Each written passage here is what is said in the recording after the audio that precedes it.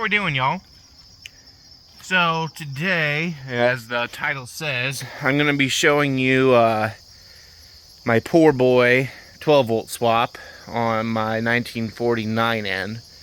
And I'm just going to start the video out by saying this is going to ruffle some feathers.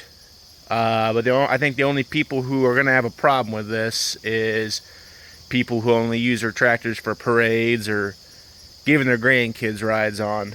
I actually use mine. I use my tractor for work. So the only people who want to keep these things 6 volt, like I said, are people who don't actually use these tractors. You're out in the field and a battery dies or something like that, you need a jump. Well, what in the hell are you going to use to jump it? I mean, there's nothing nowadays that uses 6 volt. I'm not saying there's anything wrong with a 6 volt system. I'm just saying it's outdated. And like I said, in the field, there's no way that you can jump yourself. So this is what I did. You can see this thing is a bit rusty and crusty. Got a Dearborn loader on it. I used to move stuff around the yard. I just took a old ground blind out from the woods. I use this for, I use the tractor mainly for managing my food plot.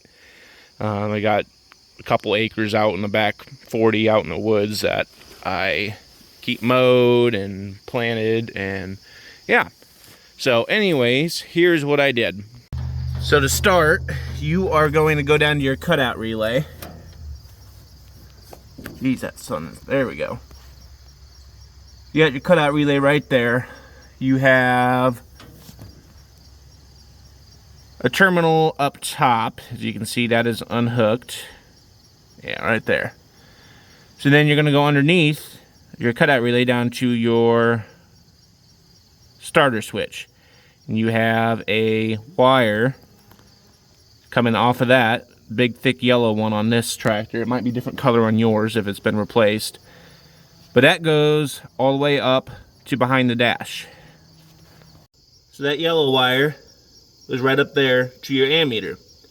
You're going to disconnect off of that terminal. You're going to disconnect that other wire on the ammeter, because this is only for 6 volt. And yeah, you try running the ammeter with 12 volts, you're just going to burn it up. And you'll see why I'm not using the ammeter here in a minute. Anyways, you're going to take also that red jumper wire that feeds your ignition power. You're going to run that right over to here on your resistor block, which is right next to it, to that terminal.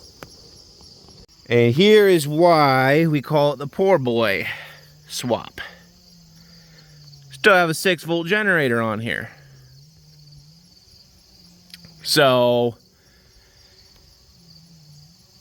this system is not actually charging the battery. Still have the generator on here. Eventually I'm going to throw an alternator on it. But that top plug on the cutout relay goes directly to the generator. And I'm sure putting 12 volts at that generator would not yield very optimal results. So I just have it unhooked there at the cutout relay. Also, well, you can't see, it's front mount distributor. I got a 12 volt ignition coil, threw that on there. I had this old Interstate battery laying around, so I threw that in there as well. It is a negative ground now, because that 12 volt ignition coil needs a negative ground. So as far as that goes, there's no switching around with anything else. Still has a 6 volt starter in it. See if this thing, how well this starts. It's been sitting for a couple days. It's kind of chilly out this morning. Oh yeah, just like that.